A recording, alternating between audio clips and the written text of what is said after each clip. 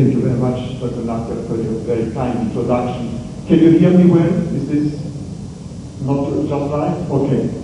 If the sound fades out or something is wrong, please let me know.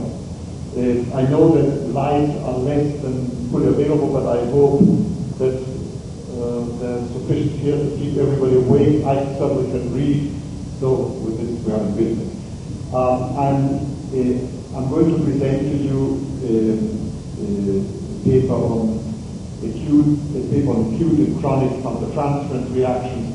And before starting out, I want to tell you how that it's a real pleasure to be back here in Tampa, and that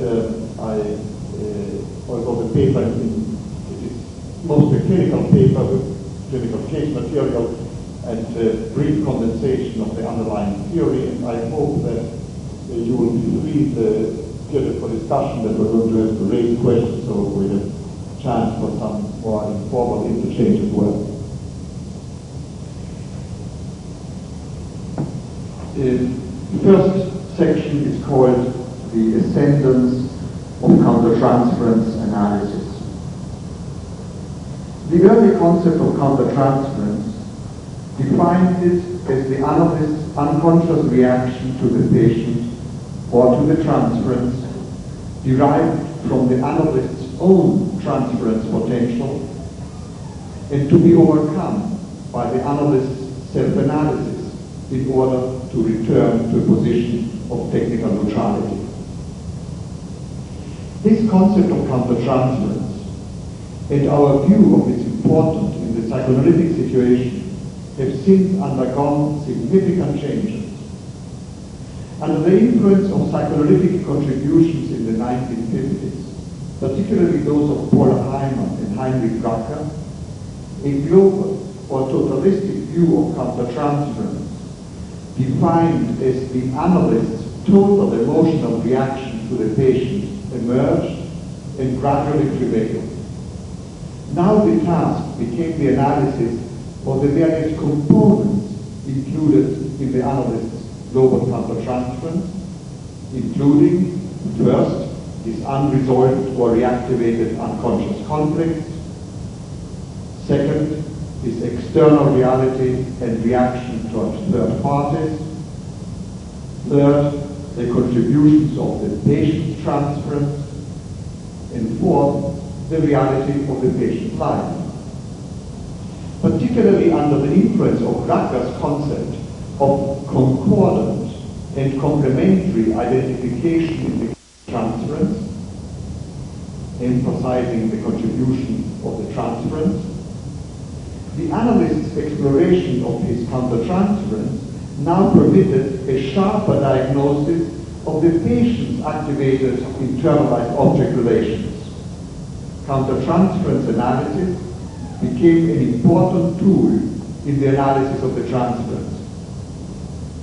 More recently, in technical contributions of the 1980s and the early 1990s, countertransference analysis is emerging as a crucial aspect of psychoanalytic technique, providing fundamental information about the nature of the dominant transference at any particular time. Insofar as some view transference developments as importantly influenced by the analyst's unconscious contribution to the patient-analyst interaction, the pendulum may have swung in an opposite direction from what we can in retrospect see as an early phobic attitude to countertransference. In my view, countertransference provides a significant source of information about the analytic situation, in fact, one of three such sources. These are the patient's subjective experience communicated by means of free association, his nonverbal behavioral manifestations during the hour, and the analyst's emotional response to these. These sources of information are unavoidably influenced at any particular moment by the extent to which the analyst preserves an internal freedom to explore its own reaction to the patient, and last but not least, by the analyst's theoretical organizing frame and his clinical experience. The importance of countertransference as the source of information varies with the severity of the patient's illness. The more severe the patient's character pathology, and the more intense, regressive, and primitive the transference, the more countertransference reactions will come into the foreground. Particularly with severe character pathology, powerful negative countertransference reactions may dominate, at least temporarily, the analyst's observational field. The most important primitive defensive operations and means of communication of the transference under such conditions, namely projective identification, explains the activation of such intense countertransference. Generally speaking, one might say that the less the patient is able to contain a primitive experience in his subjective awareness, the more this experience is expressed in his behavior and in the analyst's countertransference. Thus, by means of projective identification, the patient's threatening and intolerable self or object representations charged with primitive aggressive affect are projected onto the therapist, while the patient unconsciously attempts to induce in the analyst a corresponding role response, and yet, at the same time, attempts to control the analyst under the impact of this projected self or object representation and its threatening affect. Typically, it is a complementary identification in the countertransference that creates the risk of flooding the analyst's psychic experience at such moments. In addition, the persistence of the patient's unconscious effort to maintain or reproduce repeatedly the same primitive transference reaction in severe psychopathology, as well as with some better functioning narcissistic patients with enormous resistance against establishing a dependent relationship in the transference, may reinforce the countertransference by means of activating chronic, in contrast to acute, countertransference reactions. In other words, chronic distortions or stagnation in the analyst's emotional disposition toward or capacity to work with the patient, rather than sudden and transitory countertransference development, such as forgetting an appointment, a momentary irritation with the patient, or lapsus linguae in an interpretive comment.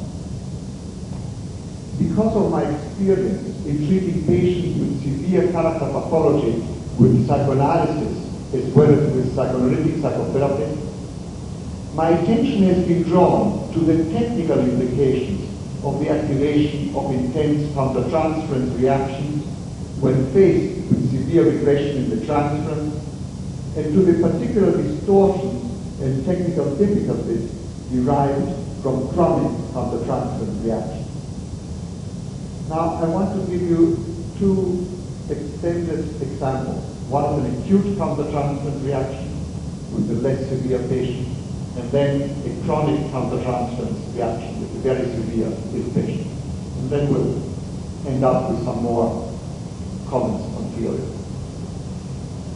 Acute countertransference reactions.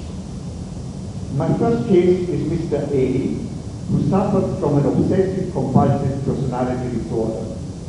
His obsessive doubts intruded into the successful business he headed and were paralyzing his ability to make decisions. In addition, he was aware of the growing irritability with the younger men in his firm, protégés he had himself brought into the business. Arguments with them, as well as his obsessive doubts, resulted in significant secondary anxiety and depression and motivated him to enter psychoanalysis. In the course of 3 years of analysis, it had become clear that his obsessive doubts reflected an internalized submission to and rebellion against a powerful father. Father had been very successful in the same field as the patient. Mr. A's unconscious guilt over successfully competing with his father and his obsessive doubts were activated in the transference. Periods when he desperately tried to guess what I might counsel him to do, trying to make decisions on the basis of what he thought I would point him to, alternated with periods when he resented what he experienced as my efforts to control him and subject him to my strict rules of behavior. When he was a child, Mr. A's mother had treated him as her preferred son, only to betray him, unquote, to father by passively acquiescing in father's authoritarian behavior toward him. As a result, the patient's wishes to depend on a good mother were displaced from her to father, and repressed homosexual impulses to father were split off from a romantic attachment to women who represented aspects of mother. The patient was married, and his fear of sexually approaching his wife reflected his unconscious animal guilt, his deep-seated suspicion and resentment of women, and difficulty in expressing his dependency needs vis-à-vis women. The following situation illustrates a typical acute countertransference reaction and its management. The last session before a week-long separation, during which the patient had a commitment out of town that coincided with my own absence, started with Mr. A obsessively discussing whether he should give in to the financial demands of an artist whose work he wanted to acquire, and whether he should stand firm on his counter-proposal. Gradually, his anger at the artist became stronger.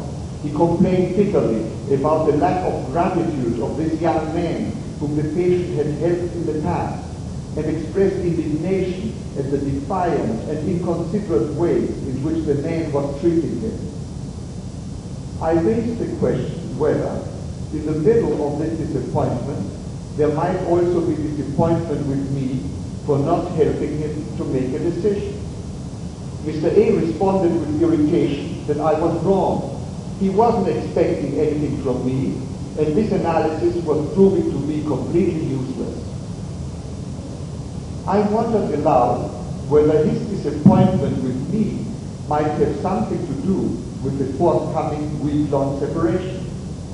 I reminded him that I had wondered whether he had set up a business trip at the time of my absence in order to avoid the feeling of being left behind and left alone. He responded that, to the contrary, he would have to cancel an additional hour at the time of his return because of flight complications. At that moment, I remembered that I had a similar flight problem and told the patient that I had planned to suggest to him a session at a later time on the day of our first appointment. Mr. A then really became enraged at me. Why was I bringing up a change in his schedule in the middle of the session, when my usual practice was to convey new information of any kind to him only at the beginning of a session, which was true.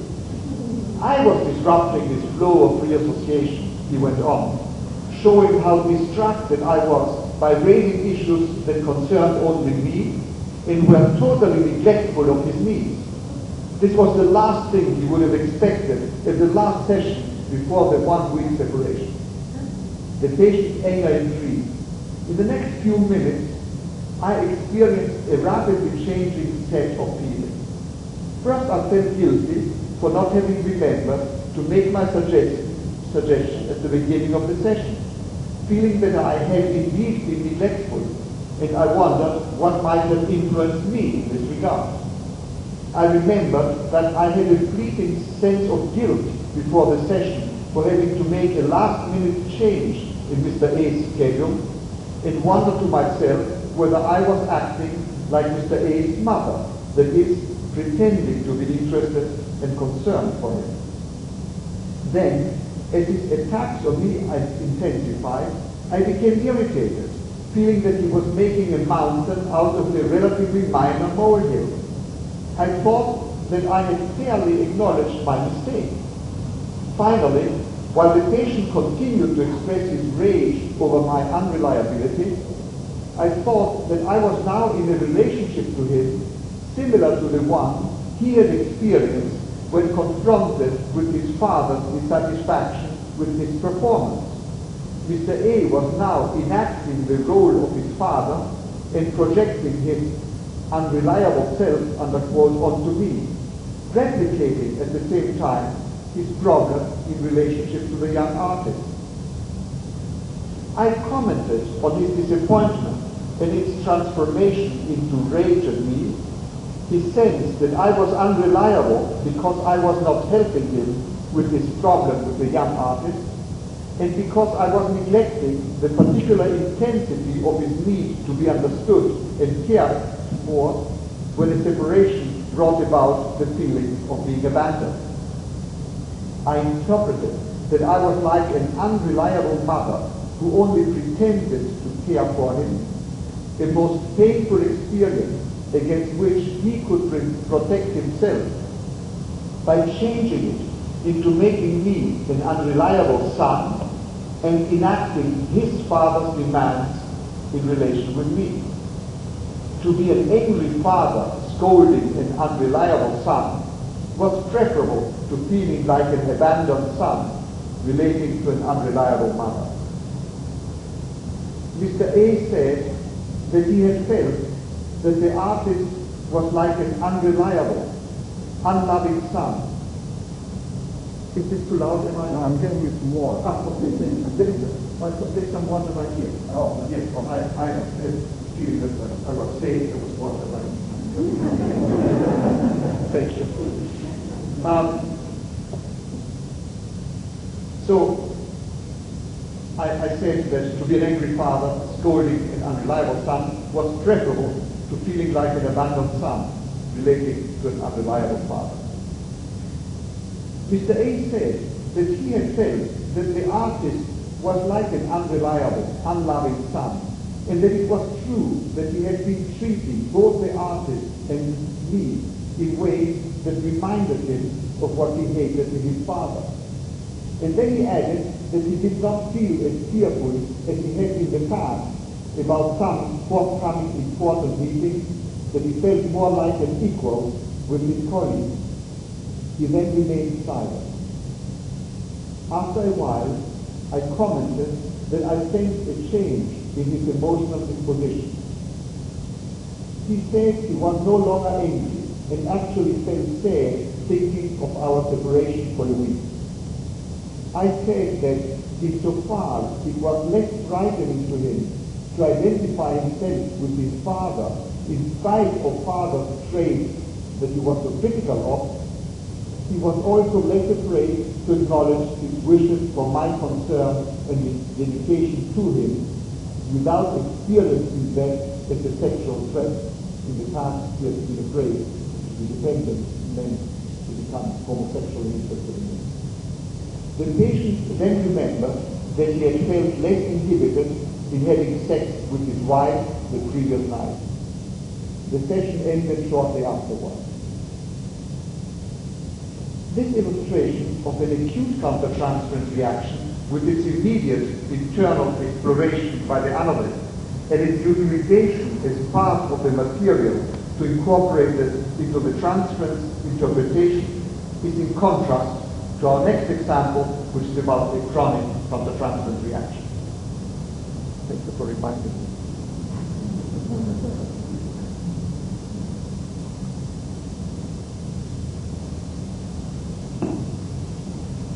Chronic countertransference reaction. The following case illustration exemplifies a chronic countertransference reaction. Mr. B suffered from a severe narcissistic personality with a history of 3 marriages ending in divorce, sexual promiscuity, and an incapacity to experience an emotional investment in the same woman with whom he had a sexual relationship.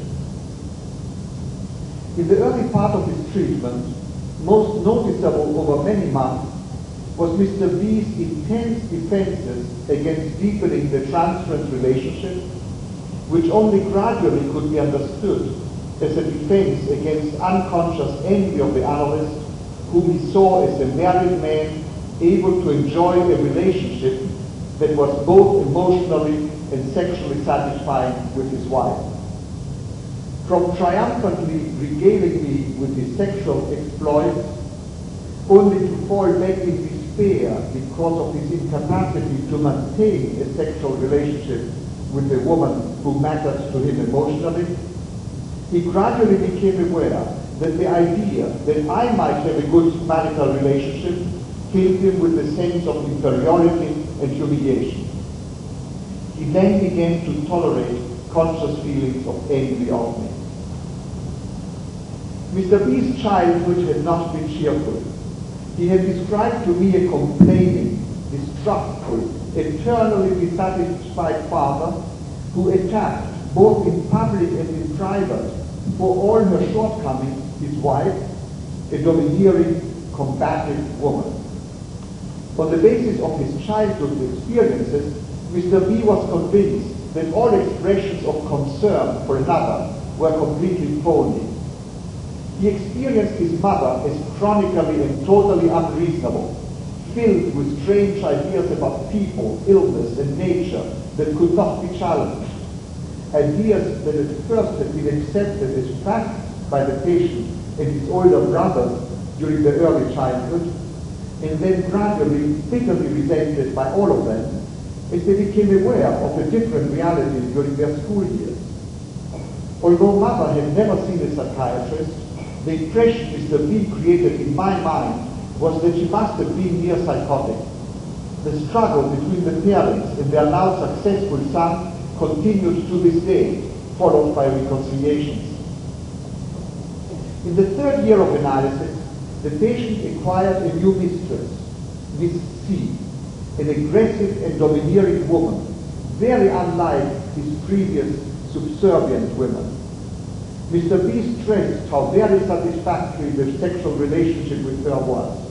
He insisted he did not love her, but was strangely attracted to her precisely because she did not defer to him as his previous women had done.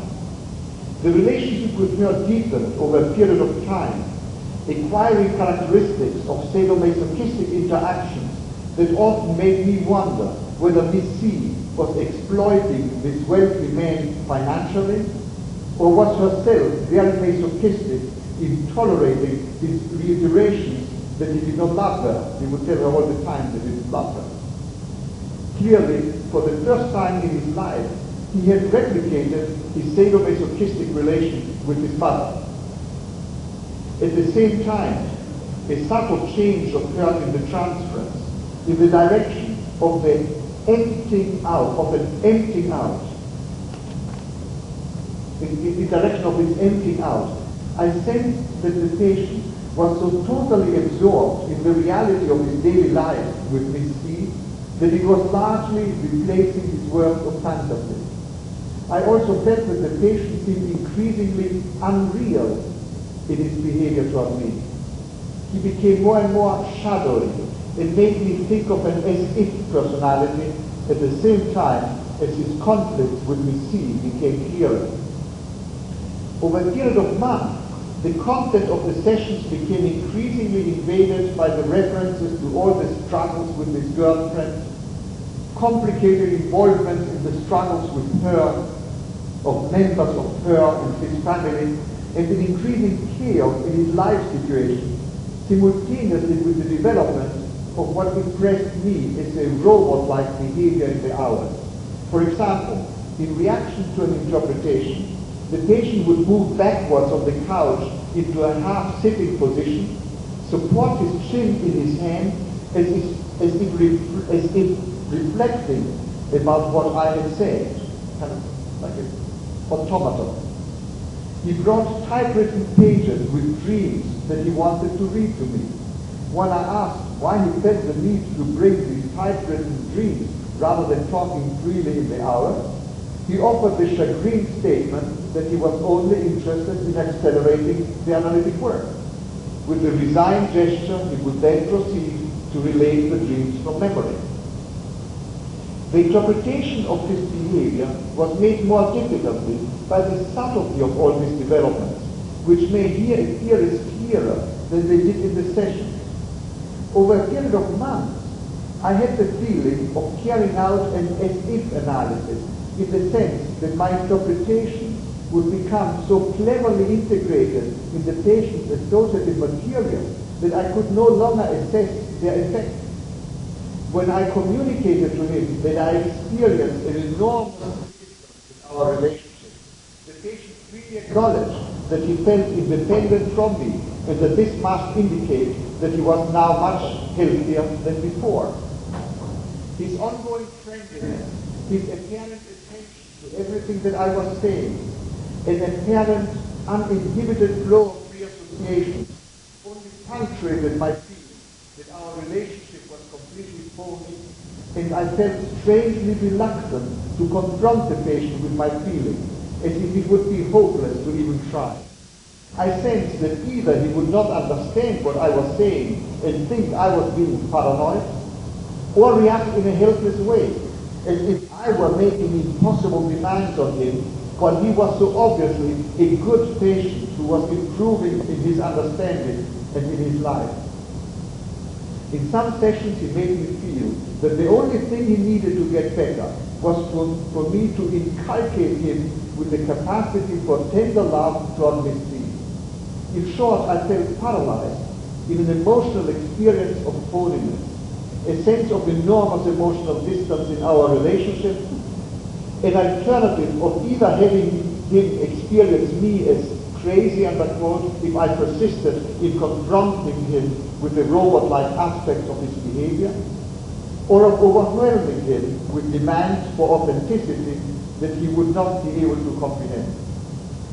Only gradually did I realize that my sense of impotence resulted from identifying with the patient in his relation to his crazy, unquote, mother. I was submitting to the patient's mother like a submissive son who was carrying out a pseudo-analysis as prescribed by mother. I thought that the patient was unconsciously identifying with mother, pretending to be caring and treating me as a son who had to be manipulated into obedience. In my efforts to break out of this situation, I was tempted to act like an impatient, controlling mother who would pretend that she knew exactly what was going on in her child without listening to him, overpowering him, and forcing him either to protest in rage or obligingly submit. In this context, the patient gradually became aware of his incapacity to understand women. The relief he experienced with his girlfriend because her aggressive behavior was so obvious. Unconsciously, he projected his own identification with mother onto her. In the sense that within the context of ordinary social friendliness, he could not tell what kind of personality any of the women had with whom he would get involved. He also found out in the middle of his violent interactions with his parents that they still had an active sexual life, apparently the only interaction that had functioned satisfactorily over the years. He reacted with shock to the sudden awareness that his relationship with Miss C resembled that between his parents even more than he had thought. And I suddenly understood that what had been missing throughout these months was any significant reference to his father, in contrast to the total invasion of the transference by the relationship with mother I have outlined. I suddenly also realized that I had been absorbed by the patient's descriptions of his difficulties with women. And with some frequency, I noticed myself being distracted in the hours with this patient, thinking of other aspects of my work, and it seemed to me that I had been evading him, as if a frightened boy would not dare enter into a collision course with an overpowering mother. And I remembered a childhood memory of my own father's avoidance of a conflict with my mother at home by escaping into his work.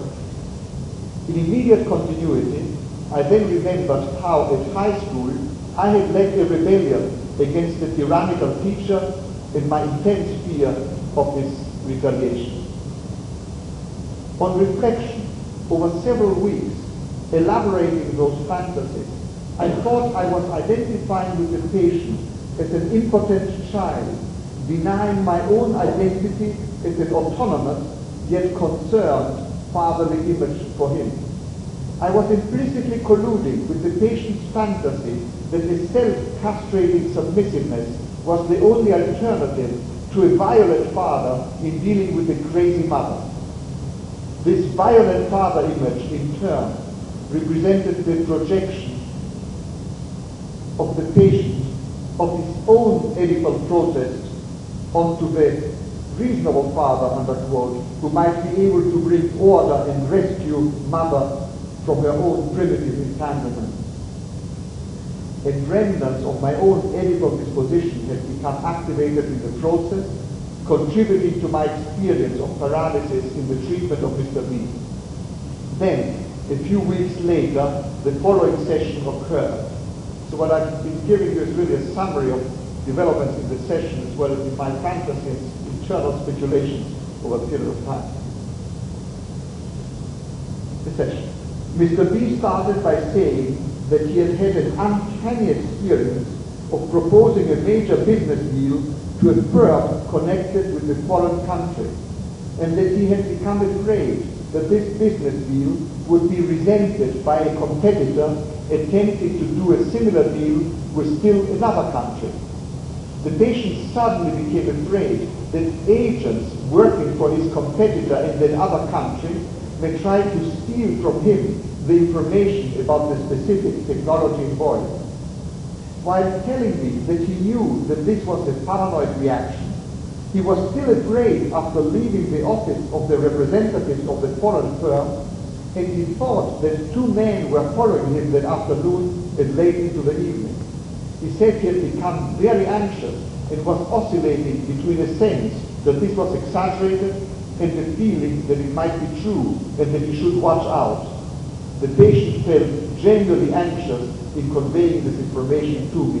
In fact, he took several taxis in a mad evasion throughout town with the fantasy that those two foreign agents were following him. At the same time, as was frequent in recent months, the patient would turn toward me from time to time, smiling as if saying, "I know this is crazy, and I know you understand that I understand." I said that I realized that he was oscillating between fear and a sense that the fear was observed, and that he was looking at me as if to reassure me that he was aware of that, but perhaps also to reassure himself whether I was still on his side or whether I was silently concluding that he was crazy. The patient immediately said that he didn't think I would think that he was crazy, and smiled at me with a reassuring expression in his face. I told him that I felt he was giving me a reassuring smile as if some danger had to be avoided in this situation. And the patient remarked jokingly that the only danger could be that I might be aligned with the foreign country with whom his competitor was colluding. I now realized that the patient had not told me which country that was, and I mentioned that to him as a further indication of his fearfulness of me. My fantasy was that the foreign competitor was my country of origin, but I did not communicate this to the patient. He then became clearly uneasy and reluctantly commented that the thought had crossed his mind whether my office was wired and whether it wouldn't be easy for me to obtain confidential information from him that I could use for my own purposes. He went on to associating about the possibility of break-ins into psychiatrists' offices, linked it with the Watergate affair and several films in which psychiatrists had been involved in shady, even dangerous deals. I pointed to his efforts to defend himself against the vision of me of dangerously spying on him by projecting the enemies as foreign agents rather than I myself being a foreign agent operating against him. Mr. B, again smiling and somewhat ironically, thought that I might need more protection for myself rather than being dangerous, and remembered an incident in which what he considered realistically to be a psychotic woman had appeared in my waiting room, attempting to enter the office before him. That was a real episode. On that occasion, he had become intensely fearful that she might reappear later in the session with a gun, and in attempting to shoot me, would shoot him. He said, half jokingly, that woman might reappear any day and stab you into the back. I said I wondered whether he was trying to make a joke out of a fantasy that otherwise might be very frightening to him, namely that I might stab him in the back by betraying his technical innovations to a competitor. As I was saying this, I had two contradictory feelings. That I was on the right path in interpreting his phony friendliness as a defense against an underlying paranoid relationship in the transference, and at the same time, I experienced myself as forcefully invading the patient with interpretations beyond his capacity for immediate awareness, brainwashing him, as it were, enacting a paranoid mother. For some fleeting moments, I felt really paranoid, in interpreting a primitive, persecutive fantasy to this smiling, relaxed patient. But then I felt that my fantasy reflected my fear to assert myself as a father who could transcend this madness and transform what seemed a violent interpretation into a reasonable one. Mr. B remained silent and suddenly appeared very tense. I told him that he looked very tense all of a sudden. He said he had just had the image of himself stabbing his mother. He then remained silent but looked extremely tense. He then said he was very upset and he would never do such a thing. I told him I thought he was trying to reassure me and himself that he would never stab his mother, afraid that his wishes to stab her might be the same thing as actually stabbing her. I also wondered whether his fear and his wish to stab his mother might be connected with his fear of my stabbing him in the back. I interpreted his projecting his own rage onto me. And I felt that such murderous rage, that such murderous rage also contained the disqualification of the reasonable father, and had the fantasy that I was in the role of a reasonable third person.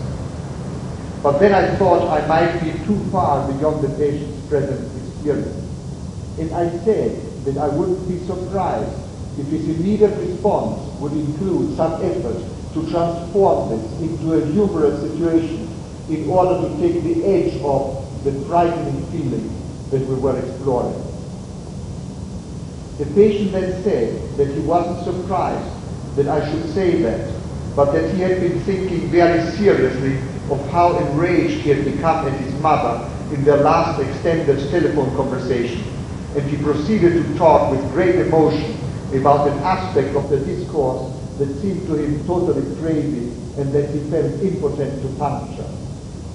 I then said I wondered whether he had been putting his sense of impotence in dealing with the crazy mother into me, while enacting the role of the crazy mother himself in the session, by conveying to me his crazy behavior, telling me that he knew it was crazy, and yet enacting it in his watchful turning around to observe me, while I, attempting to show him the serious aspects of what was going on beyond the nicety of his friendly smile and his comments, might have easily been derailed by his very nicety, or appearing to be crazy by pointing to the madness going on in fantasy in this room, namely the danger that I might stab him like an impotent, enraged boy would stab a crazy dominant mother.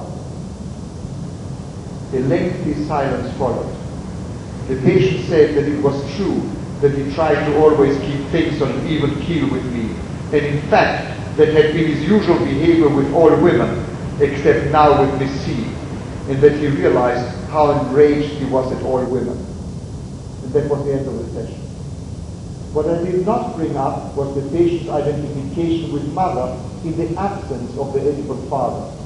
My countertransference reaction, my enactment of an identification with the weak father, and my awareness of the dissociated image of a violent father was still too strong to permit me at that point to introduce this new perspective.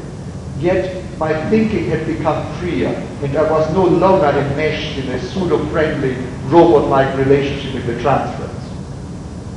And now a new theme emerged in the treatment over the next few weeks and months, a condensation of this fear of aggressive, frustrating, dominating and manipulative women on the one hand, and of doing better than his hand-packed, distant and aloof father, and the related despair over being able to compete with me as an idealized version of an unavailable father model.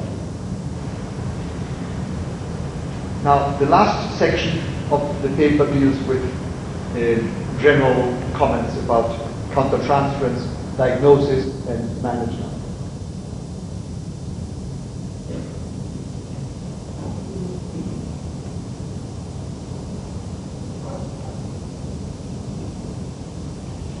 The comparison of the cases of Mr. A and Mr. B permits illustrating the changing role of countertransference analysis as we shift from less to more severe psychopathology.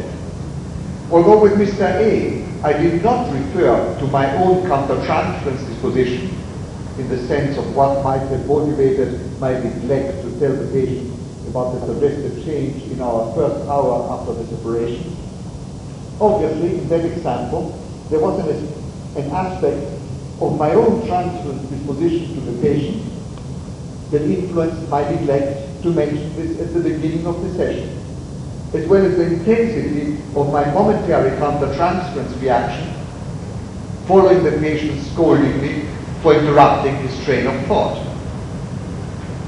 In the case of Mr. B, I believe that his contribution to the chronic countertransference disposition towards him that I experienced over several months was of overriding importance, and that in my countertransference to him, more than in reflecting any specific aspect of my own past, I reacted under the impact of a general concern over the as-if quality of the relationship.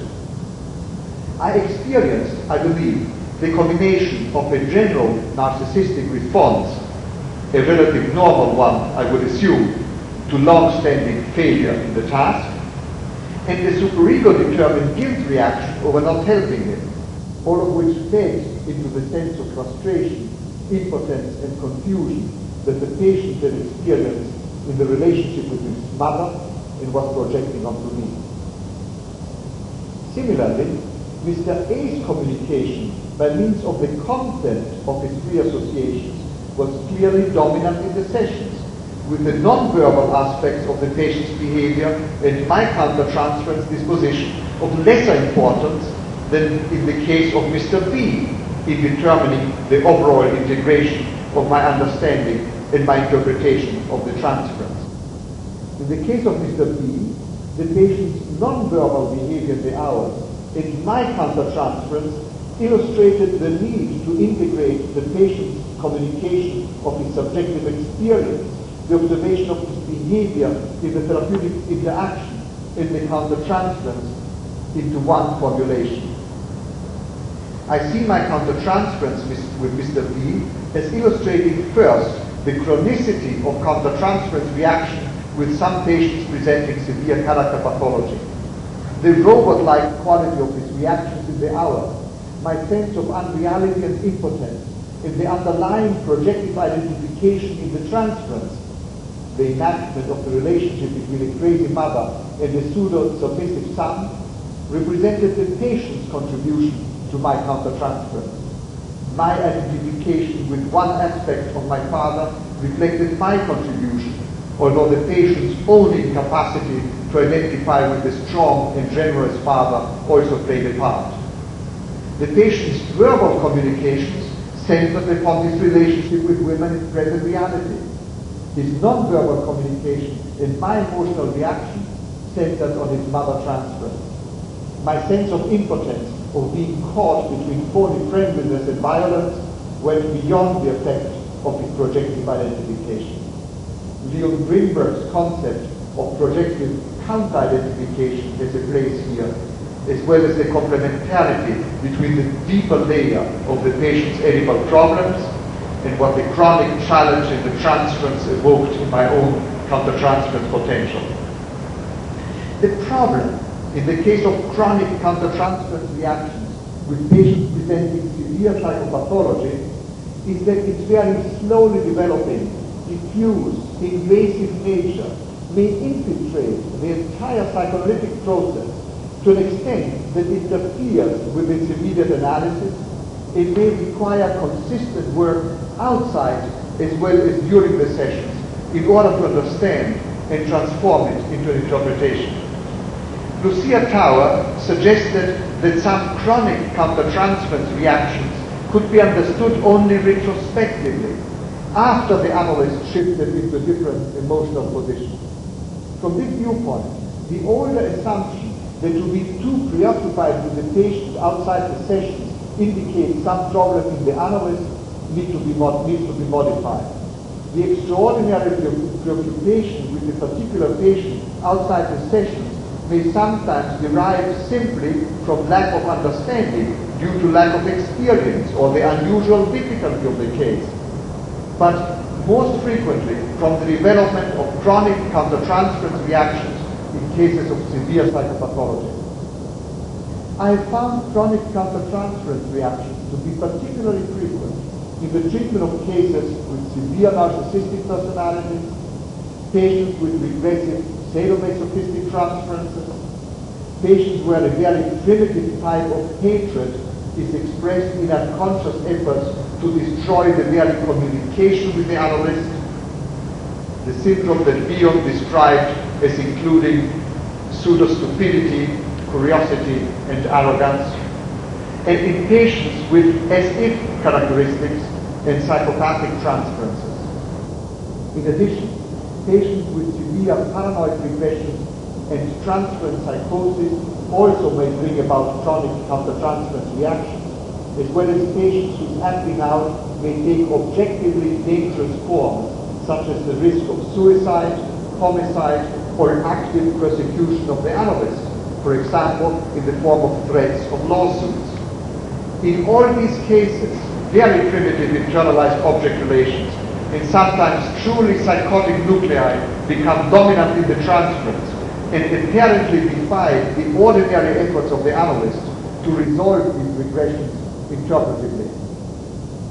Here I would like to point to some particular aspects of countertransference management helpful under conditions of chronic countertransference management. First, I found it very helpful to try to imagine how a normal, unquote, patient would react toward a normal, unquote, analyst under the condition in which an interpretation has been given that the patient has been unable to accept or to understand, and that immediately is incorporated into a psychotic system or distorted in ways that interferes with further work.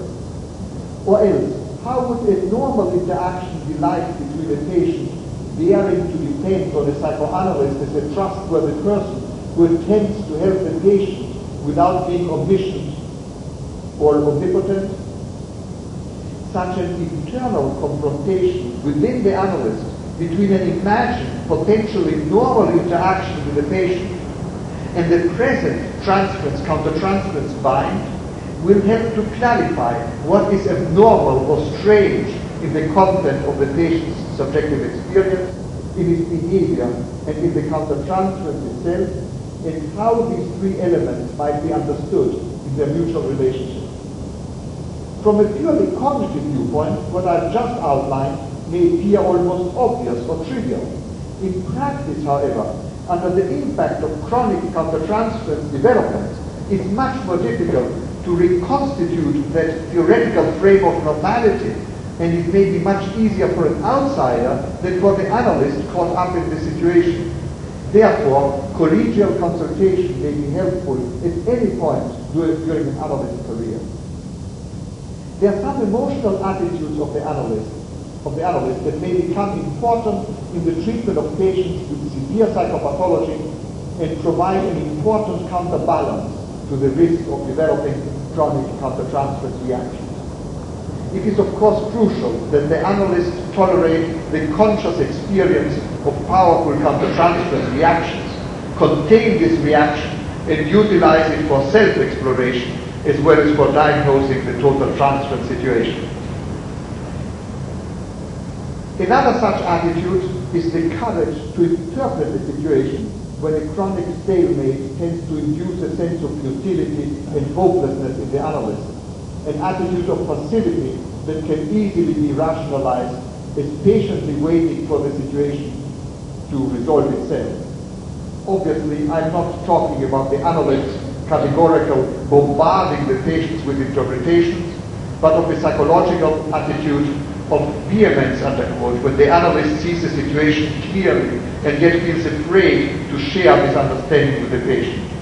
It is an attitude involving cognitive clarity and contained emotional concern and courage. Usually, an as yet not fully diagnosed expression of omnipotence or omnipotent control dominates the patient's transference at such time.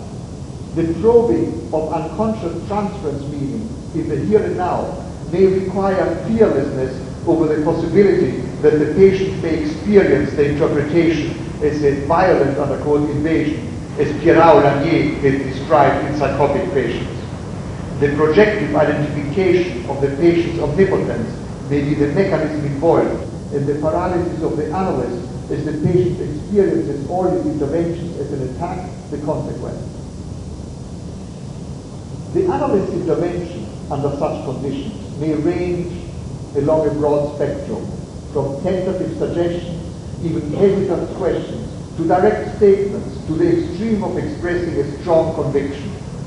With the safeguards mentioned, this may reflect a therapeutic impatience in every session, and the willingness and the disposition to work matched with as much patience as is necessary over an extended period of time. This combination of analytic impatience in the short run and patience in the long run is the opposite of an unconscious effort on the analyst to avoid a particularly difficult or painful transference, countertransference bind by withdrawing from the transference situation and maintaining a level of friendliness and relaxation that avoids facing the aggression in primitive transferences and the enactment of omnipotent control. There are times when relaxed friendliness becomes indifference and a vehement statement an expression of concern. And the analyst's capacity to shift from one to the other is an indication of his internal freedom to interpret. An analyst's strong conviction is compatible with both technical neutrality and an objective, concerned relation with the patient. One thing that I just noticed I have not mentioned is that, of course, when there are objective dangers to the analyst, those have to be controlled to begin with. If the patient creates conditions of objective loss of safety and boundary, they have to be controlled first. I'm not saying this here, but I've made this point repeatedly in other places, so I take it as the condition of what I'm saying. The analyst is controlled and not acting out an omnipotence that we could deal with any and all situations by interpretation alone. It is important that the analyst, in treating patients with regressive transferences, tolerate the development of scenarios in which a countertransference is fully explored by letting it resolve into a narrative. That is, a temporal sequence of events that transform the scenario of an enacted object relation into a story that illuminates the meaning of the scenario. For example, the analyst's sexual fantasies about the patient may develop into a countertransference narrative of a sexual relationship with the patient, its presumed beginning and final destruction in the light of what the analyst knows about the patient and himself. The tolerance of such scenarios, evolving naturally out of chronic countertransference dispositions, may facilitate the analysis of subtle aspects of the transference linked to these countertransference developments and highlight aspects of the transference to which the analyst was previously blind. Such tolerance may also open the road to to the self-analytic function of the analyst that may recover unconscious aspects of his own countertransference predisposition. Dennis Carthy has pointed to the usefulness of the process by which the analyst attempts to tolerate the countertransference while still giving evidence in his behavior that this process is incomplete and requires gradual working through. He points to what he considers, and I'm quoting here, the inevitable partial acting out of the countertransference, which allows the patient to see that the analyst is being affected by what is projected, is struggling to tolerate it, and if the analysis is to be effective, is managing sufficiently to maintain his analytic stance without grossly acting out. Close quote. I do believe that this is a valid observation about one function of the countertransference in treating severely regressed patients, and I think it is no coincidence that the clinical illustration Carthy gives was psychoanalytic psychotherapy. Pink made a related observation in discussing the process of countertransference working through. Gregory Hamilton has suggested that the analyst, in returning to the patient his own projective identification in a transformed and tolerable way, includes the projection onto the patient of the analyst's containing function itself. In other words, the analyst projects an aspect of his self-representation as part of the interpretive resolution of the patient's projective identification. In amplifying this point, I propose that an interpretation that includes the utilization of countertransference elements implies an effort to contact the normal aspect of the patient's self, trusting that that aspect of the patient's self, if it were free from its constraint by the dominant pathological object relation to transference, would be able to identify with the analyst's self-representation, the analyst's self-experience in containing and elaborating the conflict related to the dominant object relation in the transference projected onto him. In other words, the communication of the countertransference work in the context of its integration into the transference interpretation returns to the patient not only his own projective identification in a more tolerable form, but adds a new component, the analyst's struggle with understanding and working through the corresponding conflict. Successful tolerance, understanding, and interpretive integration of the countertransference may have a liberating effect on both the analyst and the patient. Or, if the analyst's liberating experience does not correspond to a reciprocal one in the patient, this may become a clear indication that there are other aspects of the transference that have to be examined at this point and that still stand between the interpretation and the patient's capacity to absorb it. One often hears that with sicker patients what counts is the real, unquote, relationship and not the interpretation.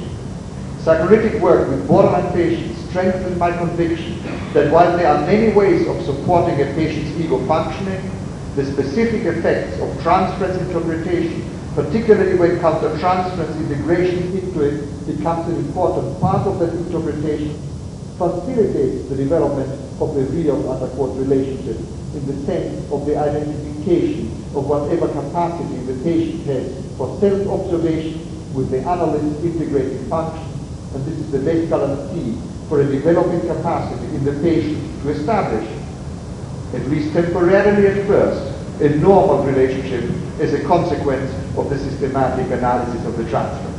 Thank you for your patience.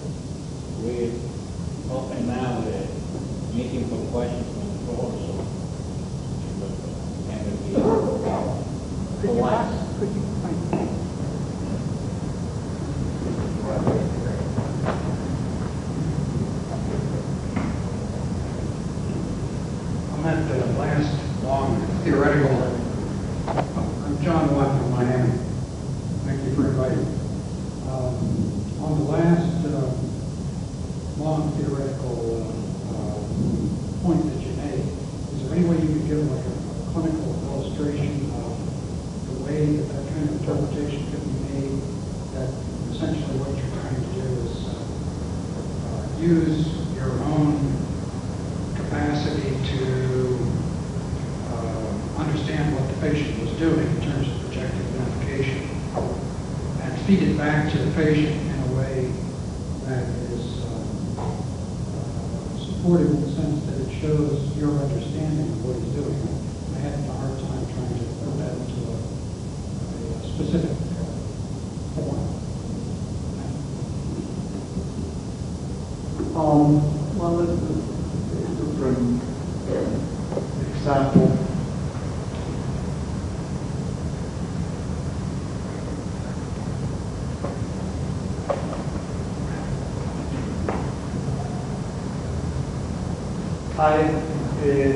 The example is of another patient. That's a woman also with a narcissistic personality and some severe masochistic features, who is a young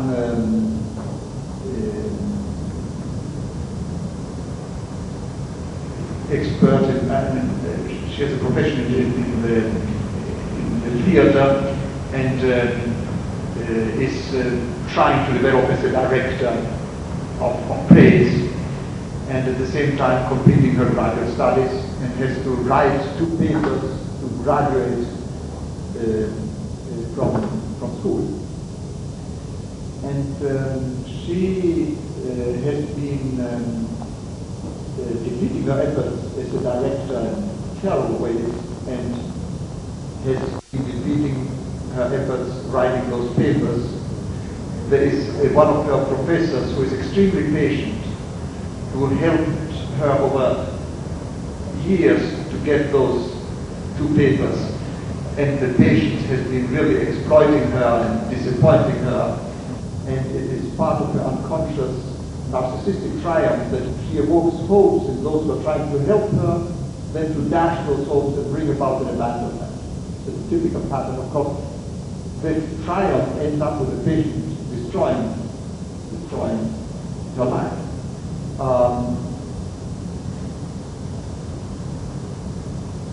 In this context, the patient mentioned to me, this is a session a few days ago, the patient mentioned to me very casually that she had accepted an engagement to be acting in a play in a different city.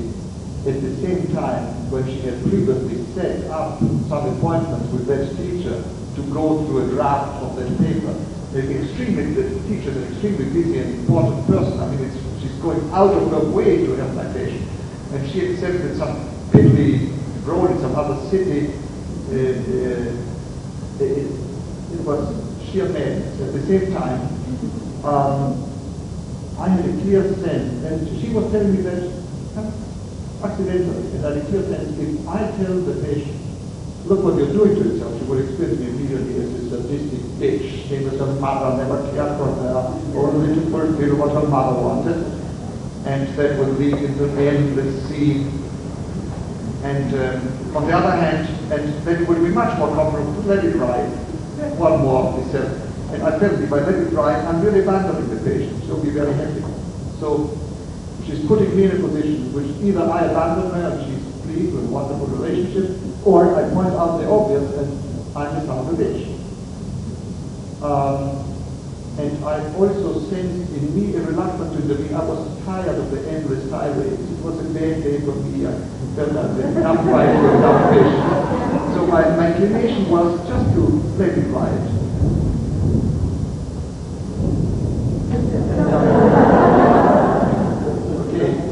I should get a chance to end this.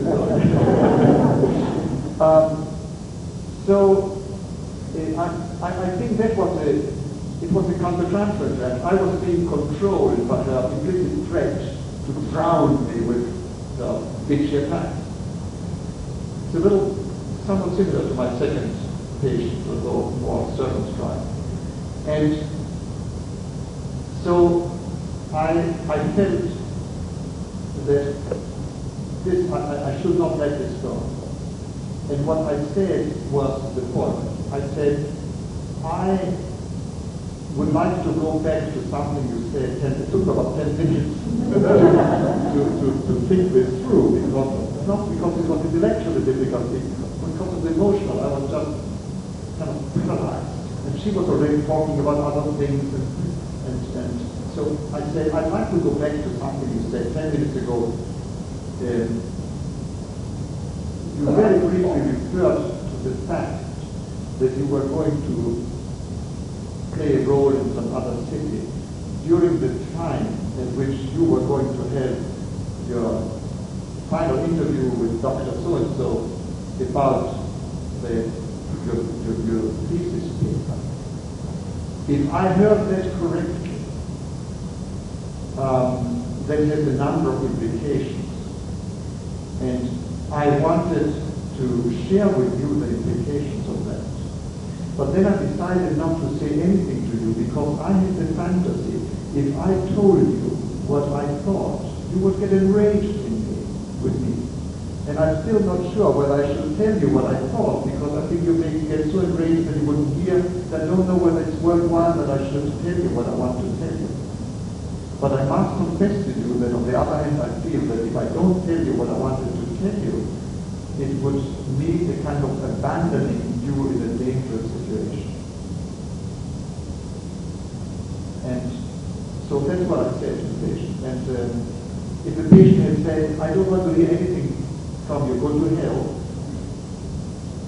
I would have said, well, my feelings were correct, that you cannot accept anything from me, and that perhaps the important thing here is that at this stage it's very important to you not to get any input from me, and how can you understand that? Well, the patient said, well, what were you going to say? So she let me go. And I said, I'm hesitant to tell you, but I'll tell you quite candidly. I thought that your going to another city was a disastrous, self-destructive move.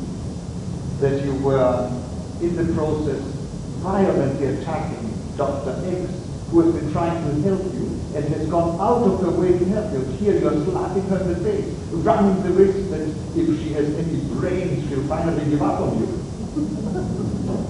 And at the same time doing it such innocence as if I, saying this, were talking about something crazy. Attacking her violently, and yourself at the same time, because at the end, Dr. X is a famous expert in the field, and the only thing that can happen here is you'll finally be thrown out and never targeted. So the slap on her face is nothing compared with the violent attack on yourself. And I thought that if I pointed this out to you, you would get enraged with me saying that I was behaving like your mother. And as I'm talking, I said to the patient, I'm thinking that perhaps there were times when your mother was trying to help you, and out of this constellation in your mind, you transformed a helpful mother into a bitch, in the same way as perhaps you're doing it to me at this point. But if I'm right in what I'm saying, then you are in a devastating collusion with an internal enemy who is trying to get at yourself, while making you feel gleeful because you're getting at somebody else. An illusionary, sadistic triumph while the victim is you. So that's what I said. And then I felt better after.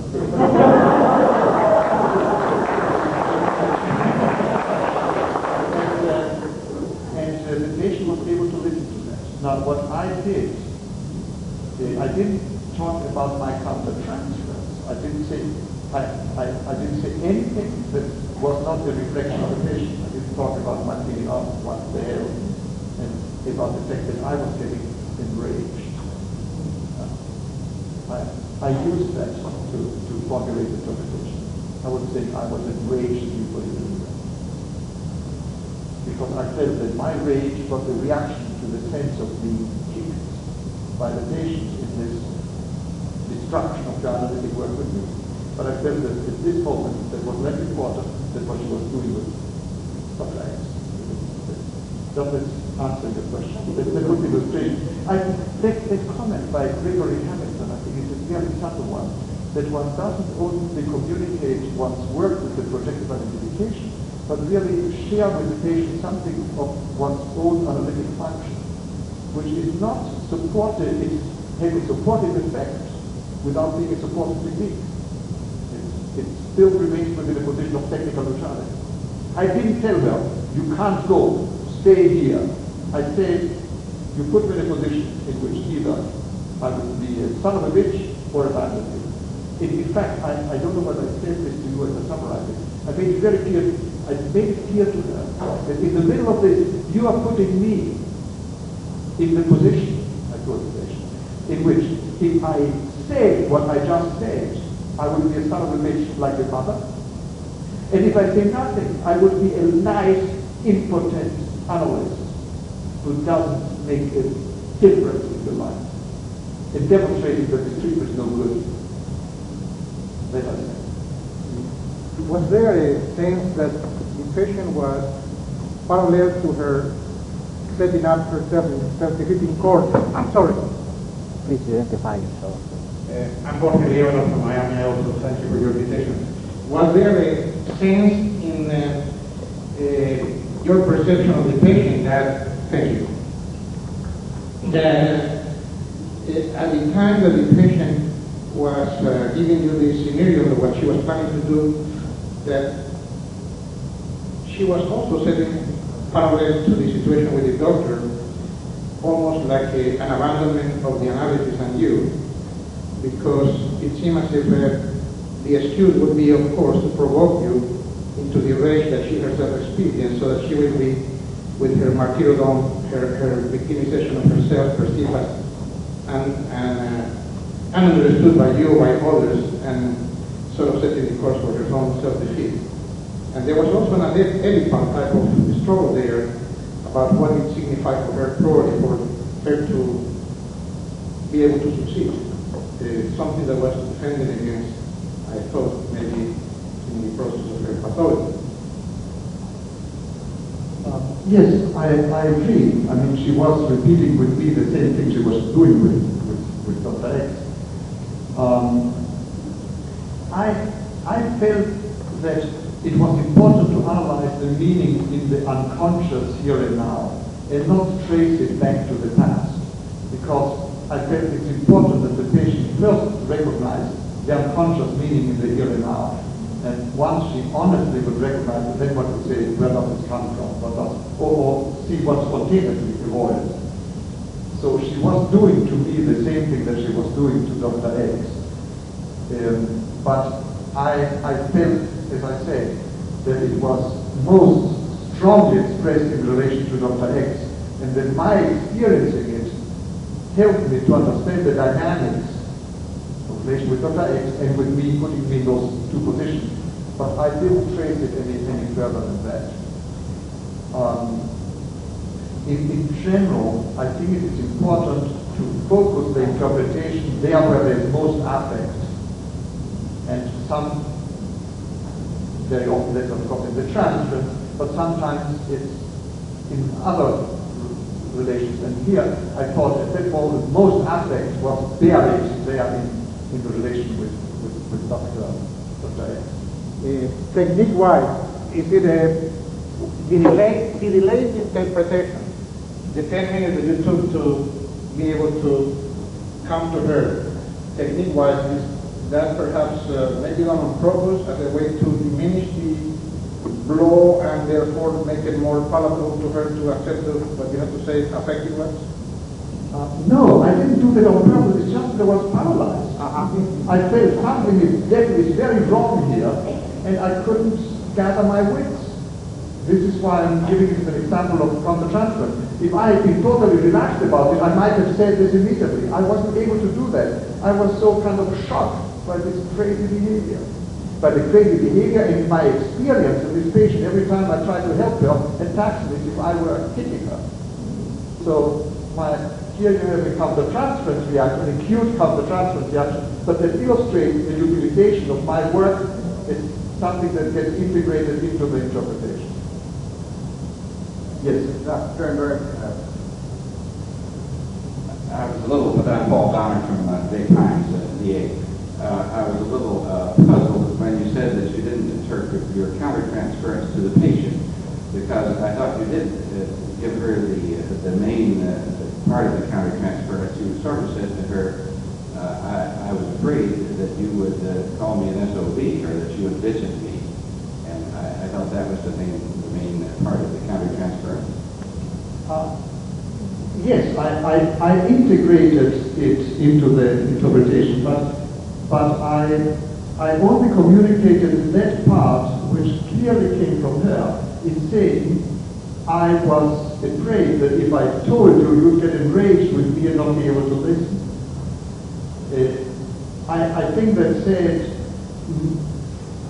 it says I'm reacting reasonably to what you're doing. I didn't. There were other aspects of my countertransference that I utilized. The sense of impotence, and the sense of rage, and the confusion. That I didn't share. Perhaps it's clearer in other. For example, if a patient, she was provoking me unconsciously, and I pointed out. A patient provokes me unconsciously. I point out that the patient is behaving as if trying to provoke me. And how do I notice it? I am provoked. Right? It may be subtle. I am provoked. But I don't talk about my provocation. Except if it shows. Of course, if I act out the countertransference, then I acknowledge that. And what I did really in this case, you are right in what you said.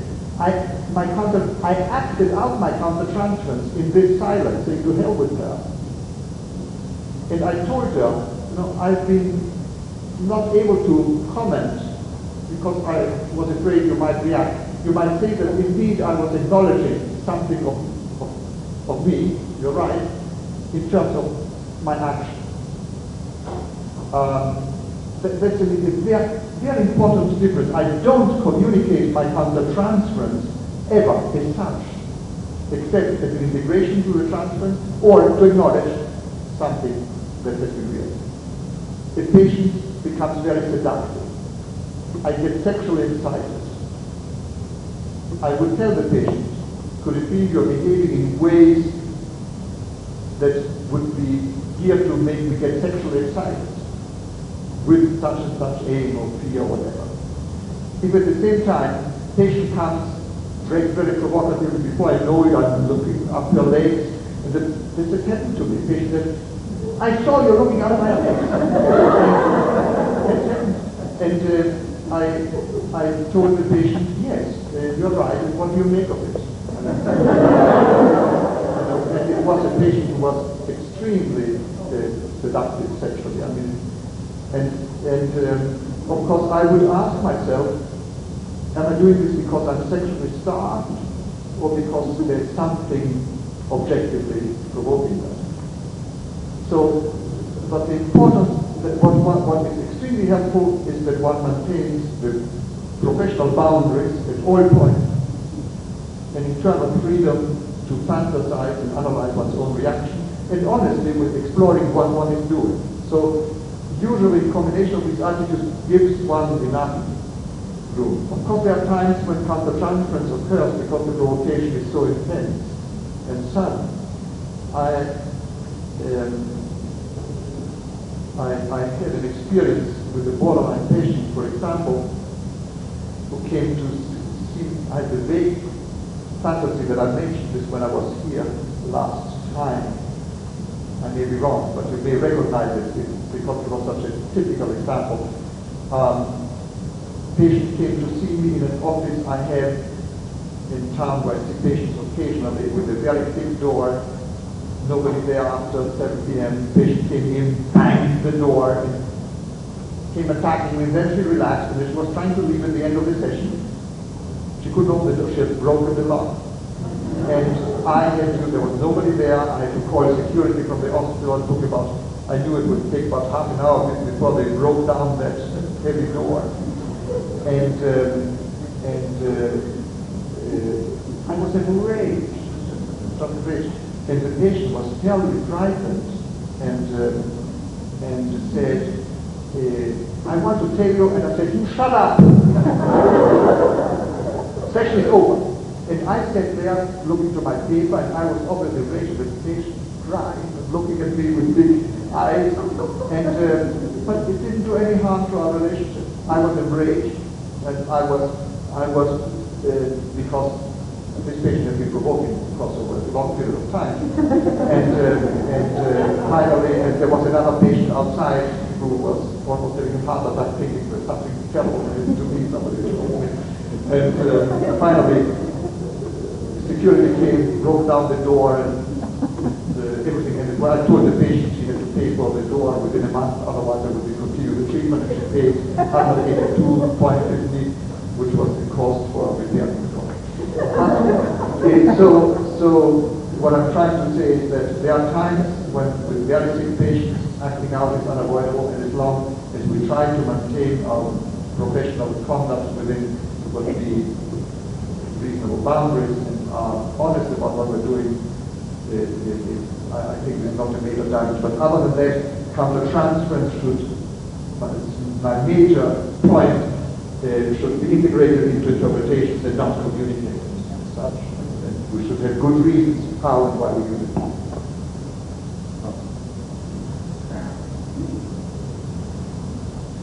Thank you.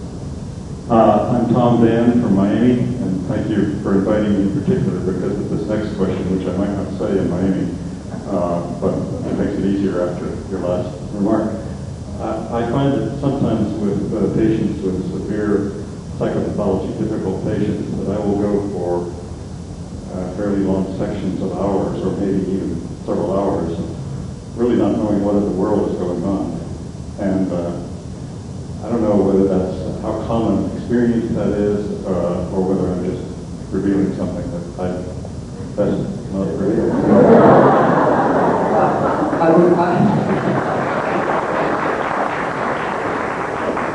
I think you have just heard the answer. I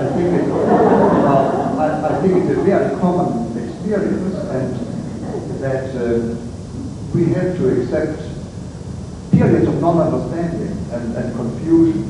And with, I would say not only with very sick patients, in all treatments there are periods of non-understanding, and they have many origins, but they have to be tolerated. And sometimes in the long run really lead to new understandings that couldn't have been achieved before. I mean, this is my second case. He had to reproduce the situation of a phony relation. All his relationships were phony. The relation with his mother had been phony. He had to reproduce that unconsciously, and I had to participate in it before I noticed it. Our relationship had to become phony to become a problem. That took time to develop it, and I had a feeling of not understanding anything. And it requires working between the sessions over a period of time.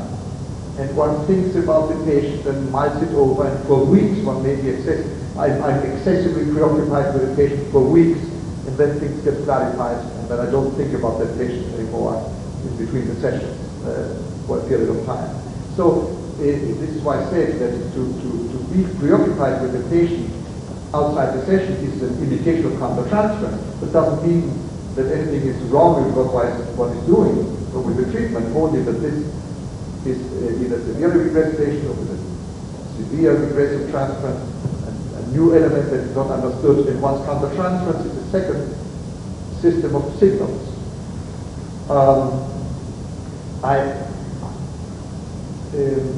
Dion has made the point that it is extremely important for the analyst to tolerate confusion and non-understanding.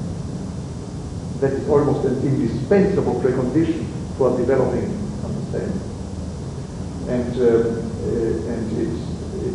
in some cases it may go on for months. It doesn't mean that for months there's nothing that we can do, but that our work is limited, remains on the surface, or is somewhere at the periphery while something very important is going on that we can't detect. And I think that we are getting more open to acknowledging that and using it, because on the other hand, behind this non-understanding, there may be countertransference potentials that potentially are very useful for giving answers to the deeper levels of transference. At the recent Congress in Amsterdam, I don't know whether you attended it or not, but the Amsterdam Congress of International Psychoanalytic focused on countertransference, and there were several presentations, very honestly, step by step, given a lot of information about what goes on in the analysis, showing that we really have had a phobic attitude about utilizing the very important aspect of work. Now, I don't agree with the other extreme of the pendulum, which treats everything as countertransference and where it's made to be symmetric to transference. I'm not with the interpersonal psychoanalytic school. I think that the importance of countertransference varies with the severity of the patient, with the degree of regression, and with the standard case who is not too regressed shouldn't be more than a really limited reaction.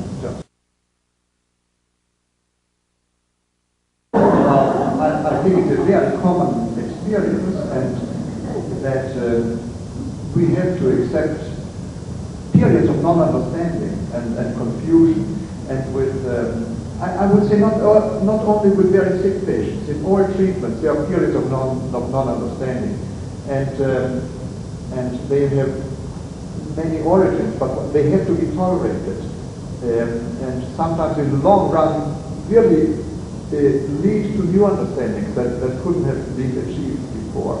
I mean, in my second case, he had to reproduce the situation of a phony relation. All his relationships were phony. The relation with his mother had been phony. He had to reproduce that unconsciously, and I had to participate in it before I noticed it. Our relationship had to become phony to become a problem. That took time to develop it, and I had a feeling of not understanding anything. It requires working between the sessions over a period of time. And one thinks about the patient and mulls it over, and for weeks one may be I'm excessively preoccupied with the patient for weeks, and then things get clarified, and then I don't think about that patient anymore in between the sessions for a period of time. So this is why I said that to be preoccupied with the patient outside the session is an indication of countertransference. That doesn't mean that anything is wrong with what is doing or with the treatment, only that this is either severely regressed patient or with a severe regressive transference, a new element that is not understood. And once countertransference is the second system of signals.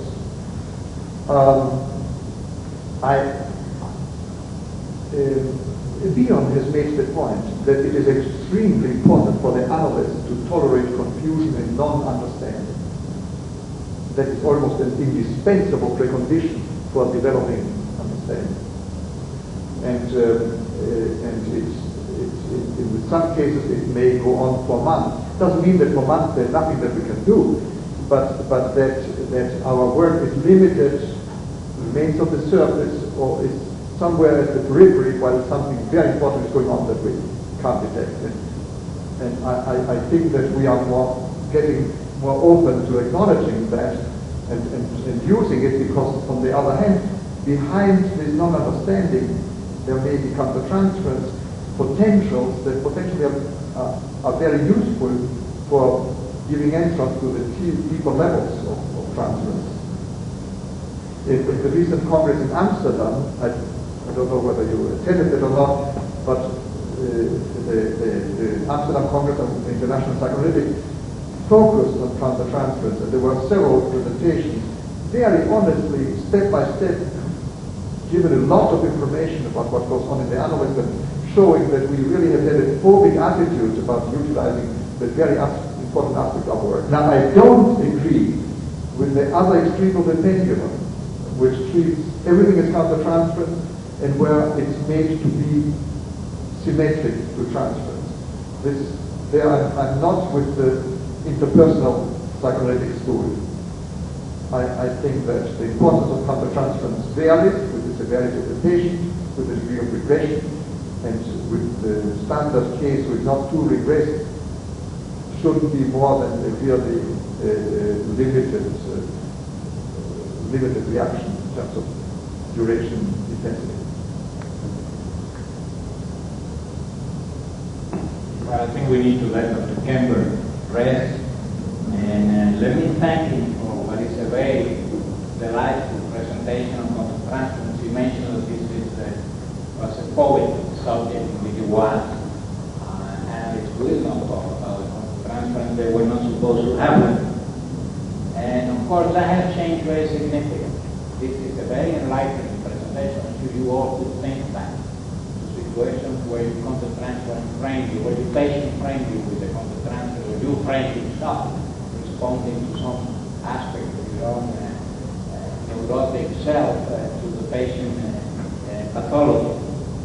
I wanted you to be able, and I wanted us, those that are already active in society, to be able to say to our children and grandchildren that we all were present at the first meeting of the